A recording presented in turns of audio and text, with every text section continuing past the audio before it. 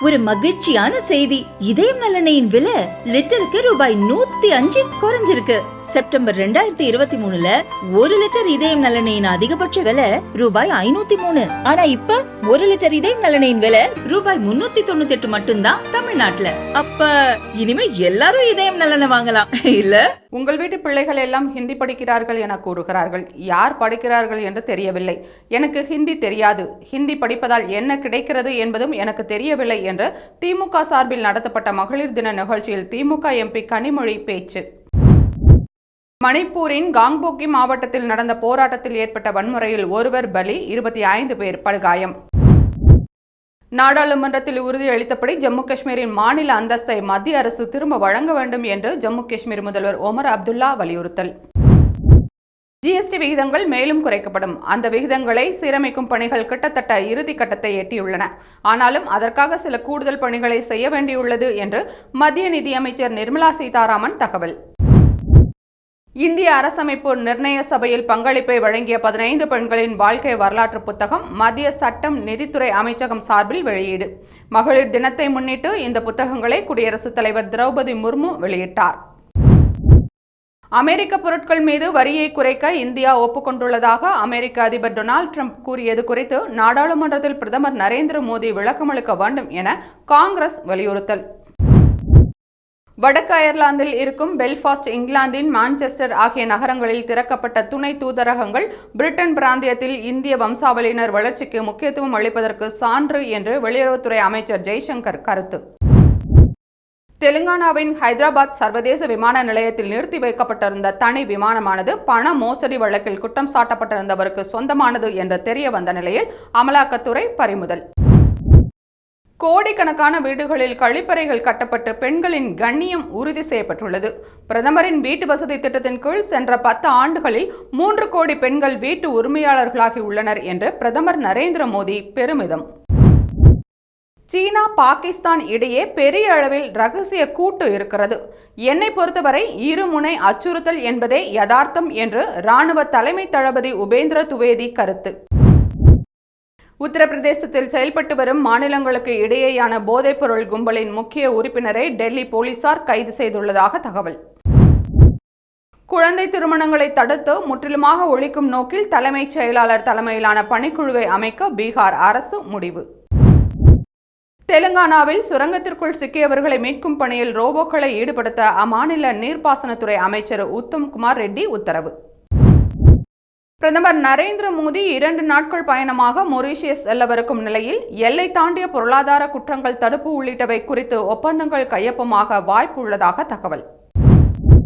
டெல்லியில் வாழும் பொருளாதாரத்தில் பின்தங்கிய பெண்களுக்கு மாதம் 2500 ரூபாய் உதவித்தொகை வழங்கும் மகிழா சம்ருத்தி திட்டத்திற்கு டெல்லி அரசு ஒப்புதல். இதற்கு 5100 கோடி நிதி ஒதுக்கீடு செய்யப்பட்டுள்ளது. குஜராத் மாநிலத்தில் பாஜகவுக்காக பணியாற்றிய காங்கிரஸ் தலைவர்கள் கட்சியிலிருந்து களையப்படுவது அவசியம் என்று மக்களவை எதிர்க்கட்சித் தலைவர் ராகுல் காந்தி பேச்சு. ராஜஸ்தானில் போட்டித் தேர்வு பயிற்சி மையங்கள் அதிகமுள்ள கோட்டா பகுதியில் மாணவர்களின் தற்கொலை சம்பவங்கள் அதிகரித்து வரும் நிலையில் போட்டித் தேர்வு பயிற்சி மையங்களை முறைப்படுத்தும் மசோதாவுக்கு ராஜஸ்தான் அமைச்சரவை ஒப்புதல். மகாராஷ்டிராவின் பூனே நகரில் ஜிபிஎஸ் நோய்க்கு உயிரிழந்தோர் எண்ணிக்கை 12ஆக அதிகரித்திருப்பதால் பொதுமக்கள் அச்சம். சர்வதேச மகளிர் தினத்தை முன்னிட்டு ஜார்க்கண்டில் பயணிகள் ரயில் முழுவதும் பெண் பணியாளர்களை கொண்டு இயக்கப்பட்டது. பாலியல் வன்கொடுமை குற்றத்தில் ஈடுபடும் மனநிலையை களைய பெண்கள் ஒரே ஒரு கொலை செய்தால் மன்னிப்பு வழங்கப்பட வேண்டும் என்ற கோரிக்கை குடியரசுத் தலைவரிடம் முன்வைக்கப்பட்டதால் அதிர்ச்சி. குஜராத்தில் உள்ள சோமநாதர் கோவிலில் மத்திய உள்துறை அமைச்சர் அமித் ஷா சுவாமி தரிசனம் செய்தார். இந்த கோவிலில் நம்பிக்கையின் மையமாகவும் சனாதன பாரம்பரியத்தின் தனித்துவமான சின்னமாகவும் இருப்பதாக அமித் ஷா நெகிழ்ச்சி.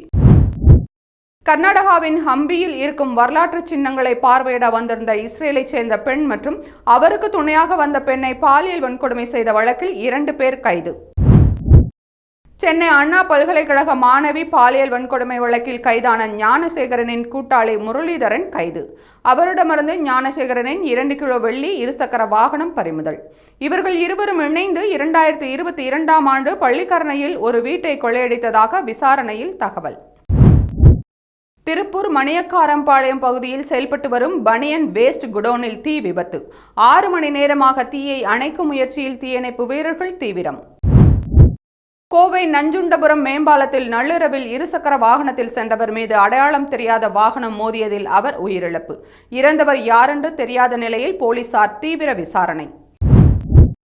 தமிழகம் முழுவதும் ஒட்டுமொத்தமாக 7495 மகளிர் விடியல் பயண பேருந்துகள் இயக்கப்பட்டு வரும் நிலையில் இவற்றில் 650 கோடி முறை பெண்கள் பயணம் செய்துள்ளதாக தமிழக அரசு தகவல்.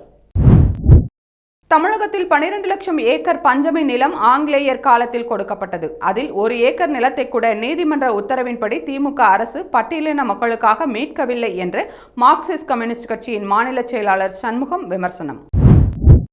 பழனியில் தண்டாயுதபாணி சுவாமி திருக்கோவிலில் பொறியாளர் பிரிவில் பணியாற்றும் பொறியாளர் பிரேம்குமார், உதவி பொறியாளர் முத்துராஜா ஆகியோர் லஞ்சம் வாங்கிய புகாரின் பேரில் இடைநீக்கம். சேலம் மாவட்டம் தலைவாசல் அருகே தெற்கு தியாகனூர் பகுதியில் மின்கசிவு காரணமாக கூரை வீட்டில் தீ விபத்து. இதில் வீட்டில் வசித்தவர்களின் உடைமைகள் அனைத்தும் எரிந்து சேதம். தூத்துக்குடி லூர்தம்மாள் புரத்தில் குடோனில் பதுக்கி வைக்கப்பட்டிருந்த 500 கிலோ எடை கொண்ட கடல் அட்டைகள் மற்றும் 2000 லிட்டர் மானிய விலை டீசல் பறிமுதல். இந்த விவகாரத்தில் 2 பேர் கைது. கோவை செட்டிப்பாளையம் பகுதியில் போதை மாத்திரைகளை விற்பனைக்கு வைத்திருந்த பிச்சைப்பாண்டி என்பவர் கைது. அவரிடமிருந்து 590 போதை மாத்திரைகள் பறிமுதல். தமிழக வெற்றிக் கழகம் வேலூர் கிழக்கு மாவட்டம் சார்பில் பெண்களுக்கு எதிராக குற்றங்களை தடுக்க கோரி கண்டன ஆர்ப்பாட்டம். இதில் we stand against women harassment என்பதற்கு பதிலாக we stand for women harassment என்ற பேனர் வைக்கப்பட்டதால் சர்ச்சை. தமிழகம் முழுவதும் கோவில் திருவிழாக்கள் தொடங்கியுள்ளதை அடுத்து ஆடல் பாடல் நிகழ்ச்சிகளுக்கு காவல்துறையினர் நிபந்தனைகளுடன் அனுமதி கொடுக்கலாம் என சென்னை உயர்நீதிமன்றம் உத்தரவு. தொகுதி மறுசீரமைப்பு மற்றும் மும்மொழி கொள்கை விவகாரங்களில் மத்திய அரசை கண்டித்து தமிழகம் முழுவதும் மார்ச் 12ஆம் தேதி திமுக சார்பில் கண்டன பொதுக்கூட்டம். திருவள்ளூரில் நடக்கும் கூட்டத்தில் முதல்வர் ஸ்டாலின் பங்கேற்கிறார். சேலம் ரயில்வே கோட்டத்திற்கு உட்பட்ட பல இடங்களில் ரயில் பாதைகளில் பராமரிப்பு பணிகள் நடக்க உள்ளதால் கேரள ரயில்கள் மாற்றுப்பாதையில் இயக்கப்பட இருப்பதாக அறிவிப்பு. போக்சோ வழக்கின் குற்றவாளியை விசாரணை நீதிமன்றம் விடுதலை செய்தால் அதை எதிர்த்து தாமதம் இன்றி மேல்முறையீடு செய்ய காவல்துறை அதிகாரிகள் உரிய நடவடிக்கை எடுக்க வேண்டும் என டிஜிபிக்கு மாநில தலைமை குற்றவியல் வழக்கறிஞர் கடிதம். தமிழக முதல்வர் ஸ்டாலின் தலைமையில் திமுக எம்பிக்கள் கூட்டம் இன்று அண்ணா அறிவாலயத்தில் நடந்தது. மேற்கு வங்கத்தின் ஆர்ஜிகர் மருத்துவமனையின் பெண் பயிற்சி மருத்துவர் பாலியல் வன்கொடுமை செய்யப்பட்டு கொல்லப்பட்ட விவகாரத்தில் பிரதமர் நரேந்திர மோடி தலையிட்டு உதவ வேண்டும் என பலியான பெண்ணின் பெற்றோர் கோரிக்கை. உக்ரைனின் டொன்ஸ்க், கார்கில் ஆகிய பகுதிகளில் ரஷ்யா நடத்திய தாக்குதலில் இதுவரை 20 பேர் உயிரிழந்துள்ளதாக உக்ரைன் தகவல். சிரியாவில் முன்னாள் அதிபர் பஷர் அல் அசாத் ஆதரவாளர்களுக்கும் அங்கு புதிதாக ஆட்சியை கைப்பற்றியிருக்கும் அரசின் பாதுகாப்பு படையினருக்கும் இடையே நடந்த மோதலில் உயிரிழந்தவர்களின் எண்ணிக்கை 600ஐ தாண்டியுள்ளதாக சிரிய அரசு அறிவிப்பு. ஆப்கானிஸ்தான் குடியுரிமை வைத்திருப்பவர்கள் மார்ச் 31ஆம் தேதிக்குள் பாகிஸ்தானை விட்டு வெளியேற வேண்டும் என பாகிஸ்தான் உள்துறை அமைச்சகம் அறிவிப்பு. பாகிஸ்தானின் பஞ்சாப் மாகாணத்தில் தடை செய்யப்பட்ட தெஹ்ரிக்-இ-தாலிபான் பாகிஸ்தான் என்ற அமைப்பைச் சேர்ந்த 10 பயங்கரவாதிகள் கைது. மியான்மர் நாட்டில் இராணுவ ஆட்சி நடந்து வரும் நிலையில் அங்கு இன்னும் 10 மாதங்களில் தேர்தல் நடக்கும் என்று இராணுவ அரசின் தலைவர் அறிவிப்பு. தூத்துக்குடி அருகே வெள்ளப்பட்டி கடற்கரை பகுதியில் இருந்து படகு மூலம் இலங்கைக்கு கடத்தப்பட இருந்த 60 லட்சம் ரூபாய் மதிப்பிலான பீடி இலைகள் பறிமுதல். கடத்தலில் ஈடுபட முயன்ற 3 பேர் கைது.